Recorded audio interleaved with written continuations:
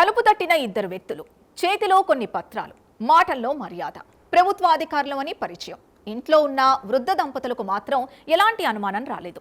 ఓటర్ల జాబితా సవరణ పేరుతో వచ్చిన వాళ్ళు కొన్ని నిమిషాల్లోనే వారి నమ్మకాన్ని గెలుచుకున్నారు.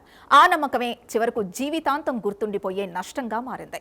యాదాద్రి భువనగిరి జిల్లాలో జరిగిన ఈ ఘటన నేరస్తులు ఇప్పుడు ఆయుధాల కంటే మానసిక మాయాజాలాన్ని ఎలా ఉపయోగిస్తున్నారో చూపించింది. ప్రభుత్వ పేరును అడ్డుపెట్టుకుని జరిగిన ఈ మోసం ఎలా మొదలైంది? అమాయక వృద్ధ దంపతులు ఎలా ఉచ్చులో చిక్కుకున్నారు? Let's watch.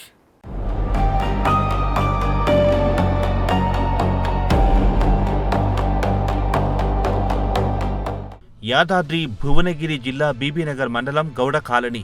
వృద్ధాప్యంతో ఇంట్లోనే ఉంటున్న ఓ దంపతుల జీవితంలోకి ఇద్దరు అపరిచితులు అడుగుపెట్టారు. తాము ఎన్నికల సిబ్బందినని చెప్పారు. ఎస్ఐఆర్ వెరిఫికేషన్ కోసం వచ్చామని నమ్మించారు. ఆ నమ్మకమే కొద్ది నిమిషాల్లో వారి మెడలోని బంగారాన్ని దోచుకెళ్లే ఉచ్చుగా మారింది. రాష్ట్ర వ్యాప్తంగా ఓటర్ల జాబితా ప్రత్యేక పరిశీలన కార్యక్రమం కొనసాగుతోంది. ప్రజలకు తెలిసిన ప్రభుత్వ ప్రక్రియనే నేరస్తులు తమకు అనుకూలంగా మార్చుకున్నారు. అదే ఈ మోసానికి మొదటి అడుగు. ఇద్దరు వ్యక్తులు ఇంటి వద్దకు వచ్చారు. తాము ఎన్నికల సిబ్బందిమని చెప్పారు. ఓటర్ల నమోదు, వివరాల పరిశీలనలో భాగంగా వచ్చామని నమ్మించారు. సాధారణంగా ఇలాంటి కార్యక్రమాల గురించి ప్రజలకు ముందే అవగాహన ఉండడంతో వారి మాటలను వృద్ధ దంపతులు నమ్మేశారు. మొదట కొన్ని సాధారణ ప్రశ్నలు అడిగారు. తర్వాత ఫోటో తీయాల్సి ఉంటుందని చెప్పారు. అంతా అధికారిక ప్రక్రియలో భాగంగానే కనిపించింది.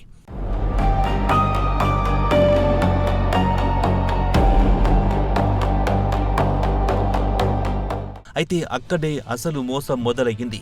వృద్ధురాలి మెడలో ఉన్న బంగారు పుస్తెల తాను చూసిన దుండగులు అది ధరించి ఫోటో దిగితే ప్రభుత్వ పథకాలు రావని, రేషన్ బియ్యం నిలిచిపోతుందని చెప్పారు. ప్రభుత్వ నిబంధనలపై అవగాహన తక్కువగా ఉండడంతో ఎదుటివారు అధికారులమని చెప్పడం, ఈ రెండు కారణాలు కలిసి ఆమె నమ్మించాయి. ఒక్క క్షణం కూడా అనుమానం రాకుండా మెడలోని పుస్తెల తారును తీసి పక్కనే ఉన్న తన భర్త చేతికి ఇచ్చింది. అయితే భర్త పక్షవాతంతో బాధపడుతున్నాడు. ఎటు కదల్లేని పరిస్థితి. బంగారు గొలుసు భర్త చేతిలోనే పెట్టాను కదా అని అనుకుంది వృద్ధురాలు. దుండగులు కూడా ఫోటో తీసినట్టు నటించారు. ఇంకా ఓ చిన్న పని మిగిలి ఉందని చెప్పారు. సమీపంలోని దేవాలయం వద్ద ఇతర అధికారులు ఉన్నారని, అక్కడికొస్తే సర్వే పూర్తవుతుందని వృద్ధురాలిని వెంట తీసుకెళ్లారు. ఆమెను దేవాలయం వద్ద ఉండాలని, మరో ఇంటికి వెళ్లి సర్వే చేసి వస్తామని చెప్పి ఆ ఇద్దరు వ్యక్తులు ఆండాలు ఇంటికి వెళ్లారు. పక్షపాతంతో మంచంలో పడుకున్న భర్త స్వామి చేతిలో ఉన్న బంగారు పుస్తెల తారును దుండగులు లాక్కొని పారిపోయారు.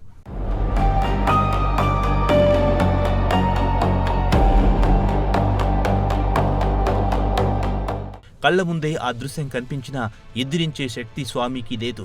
అరవాలన్నా, వెంట పడాలన్నా శారీరక పరిస్థితి సహకరించలేదు. కొన్ని క్షణాల్లోనే దుండగులు కనిపించకుండా పోయారు. తిరిగి ఇంటికి చేరుకున్న వృద్ధురాలికి జరిగిన విషయం తెలిసేసరికి అంతా ఆగిపోయింది.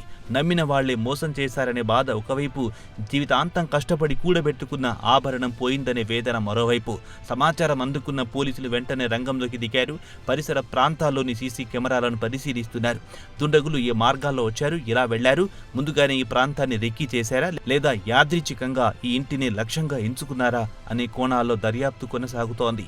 ఇద్దరు నిజంగా ఎన్నికల ప్రక్రియ గురించి ముందే తెలుసుకొని వచ్చారా, లేక ప్రభుత్వ కార్యక్రమాన్ని కేవలం ముసుగుగా వాడుకున్నారా అనే అంశాలు కూడా కీలకంగా మారాయి.